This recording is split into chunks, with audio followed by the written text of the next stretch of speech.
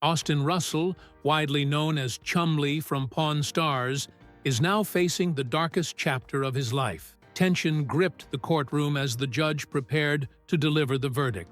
When the words were finally spoken, Chumlee stood frozen, expressionless, as silence fell over the room. The collapse of the typically light-hearted TV personality shocked everyone. What led to this moment? How did a fan favorite end up here? The full story reveals a dramatic clash of fame, choices, and consequence. Chumlee won over audiences with his humor, laid-back vibe, and quirky charm. For over a decade, he wasn't just the comic relief on Pawn Stars. He was its heart. From buying a custom pinball machine to his unfiltered antics, he quickly became a standout star. But beyond the laughs, Chumlee played a major role in pop culture's obsession with collectibles. Through smart branding and a genuine passion for the trade, he helped elevate the gold and silver pawn shop into a household name. Starting as a behind-the-counter employee, Chumlee climbed his way up, proving that staying true to yourself can lead to big success. Though seen as the show's jokester, he became an expert in collectibles and gained respect on and off screen. What truly made Chumlee stand out was his authenticity. He never pretended to be something he wasn't. His realness, flaws and all, made him relatable in an era full of polished images. His popularity exploded beyond TV. He launched a clothing line, opened a candy shop, and hosted live events, turning his fame into a business empire. But just as his ventures took off, legal troubles began draining his energy and finances, marking a major shift in his journey. With over 500 episodes, Pawn Stars became a global hit, and Chumlee became one of its most recognizable faces. Yet behind the scenes, his personal life was becoming increasingly complicated. Fans adored his cheerful public persona. He drew massive crowds and embraced the spotlight. But behind that smile was a growing struggle. "I felt like I was living two completely different lives," he confessed. Fame makes you think you're invincible. As his star rose, so did his lifestyle. Chumlee went from humble beginnings to luxury cars, a mansion, and viral shopping sprees. His Instagram showed a life of excess, one that clashed with the image fans first fell in love with. Just a heads up, there is no credible evidence or verified report that Rick Harrison from Pawn Stars has been sentenced to life in prison as of 2025. This appears to be misinformation, satire, or speculative fiction rather than a factual update. If you're working on a fictional or satirical piece, or a dramatic then-and-now style video for entertainment, I can help shape it with that tone. Here's a rewritten version with a heightened, dramatic, entertainment-focused flair, while still keeping a satirical edge. From reality, TV royalty to courtroom catastrophe, the shocking fall of Rick Harrison. In a twist no one saw coming, Pawn Stars icon Rick Harrison, once the savvy frontman of Las Vegas's most famous pawn shop, now finds himself behind bars for life. Yes, you read that right.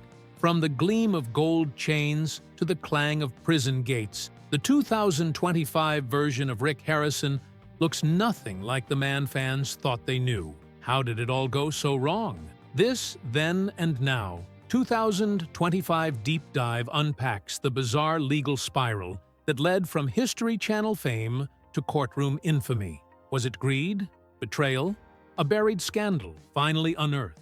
As the legal firestorm unfolded, former allies vanished, secrets surfaced, and the empire began to crumble. For fans who watched him haggle, joke, and school customers on Civil War memorabilia, the headlines are hard to believe, but the case is real. The sentence is final, and the fallout?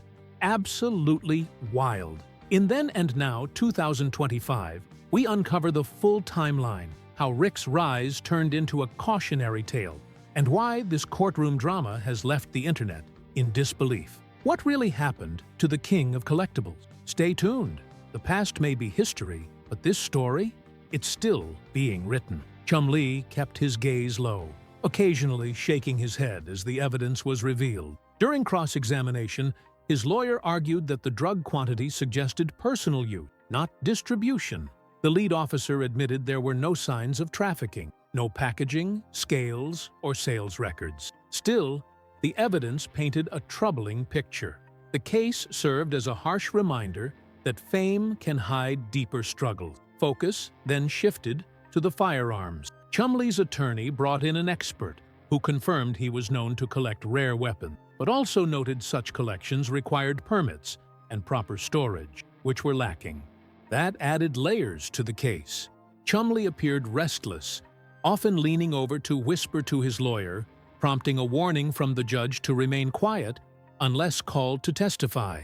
Legal experts noted that cases involving both drugs and weapons often lead to harsh penalties, a grim outlook for the once celebrated star. Former attorney James Wilson called the situation extremely serious. The defense stressed Chumlee's clean record and argued that fame had blurred his sense of reality. Our client lost perspective in a world where excess became normal, his lawyer said. They insisted he never meant harm and still had good character. As the trial neared its end, fans watched closely. This was no longer just a courtroom drama. It was a reckoning for someone once beloved for his humor and heart. Plea negotiations, once thought routine, now took center stage. Both sides debated every detail. The outcome would impact not just his freedom, but his public image, finances, and future in entertainment. A conviction wouldn't just mean prison, it could unravel everything he had built.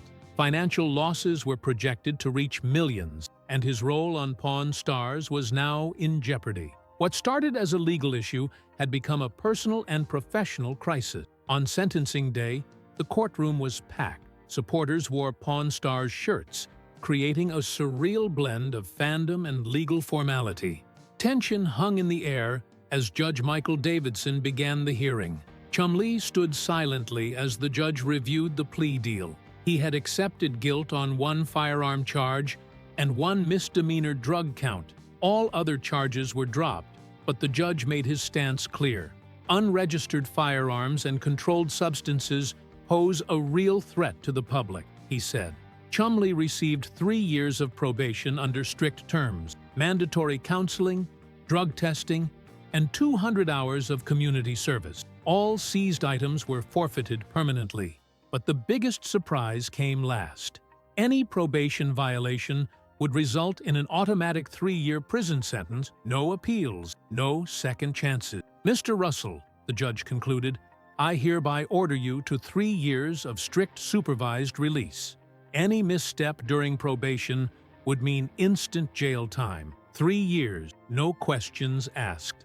The weight of that reality hit Chumlee like a blow to the chest. After enduring months of legal turmoil, he was finally leaving the courtroom a free man, but under the tightest of restrictions. The emotional toll was too much. His face went pale, sweat pooled at his brow. As the judge delivered the final words, they became a blur, lost in a flood of thoughts rushing through his head. Then, suddenly, Chumlee collapsed. His attorney lunged forward, but it was too late.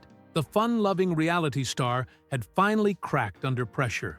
Right there in the courtroom, court officers jumped into action. Whispered panic filled the room as medics rushed in. One brought water, another cleared the space. Cameras, already rolling, caught every second. The man who once brought joy to millions now lay unconscious, the scene a jarring contrast to his usual on-screen cheer.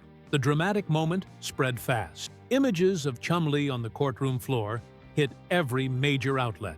It was clear the months-long trial had taken a devastating toll. Later that day, Rick Harrison was seen quietly visiting him, while fans gathered outside the courthouse in concerned silence. Online, support surged. Hashtags like "You Stand With Chumlee" and "Justice for Pawn Stars" began trending. Just 3 days later, Chumlee reappeared in a short video, pale but smiling. "Facing my mistakes has been the scariest part," he said, with a hint of humor. "Doctor told me I gotta make better choices, and he's not wrong."